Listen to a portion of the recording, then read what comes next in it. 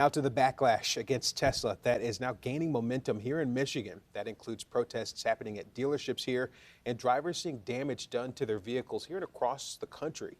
CBS News Detroit's Heath Kalb takes a closer look at the movement and the local protest that's scheduled for this weekend. It was refreshing to see 150 of us out there in the cold, and then cars going by cheering and honking. Christina Senapol told me she went to last week's anti-Tesla demonstration in Warren because she felt compelled to speak out against Tesla CEO and now head of Doge Elon Musk after what she had been seeing from him since he had entered President Trump's administration. And these protests are happening all over the world. I spoke to Hank Kennedy, who is organizing one this Sunday afternoon outside of the Somerset collection in Troy.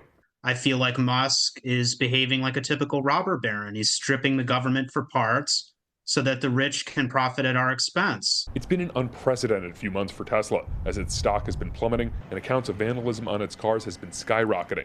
Paul Eisenstein, an editor at Headlight.News, described to me how owning a Tesla means something very different now than it did just a few years ago to a huge portion of the population. They saw you as something of a hero, somebody who really stood for doing the right thing for the environment.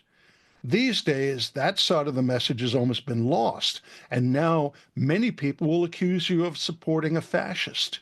Just in the past few months, Teslas have been lit on fire, spray painted, and defaced. According to the FBI, the vehicles have been targeted in at least 9 states. I think it's despicable, the violence that has taken place against Tesla, the company, its employees, and also just Americans who have chosen to drive an electric vehicle. But protest organizer Hank Kennedy wants people to know that's not what they're doing, and it's not their objective. We are not involved in any acts of vandalism or destruction of property. I think to do so would be nothing but counterproductive.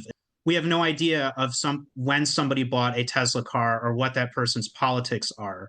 So it would be wrong to target them for that. Now, this next local demonstration is expected to take place at 1 p.m. at the Somerset collection on Sunday. And while this protest is expected to be peaceful, the Troy police did tell us earlier this afternoon that they are more aware that something could happen at this location. For now, here in Troy, I'm Heath Kalb, CBS News Detroit.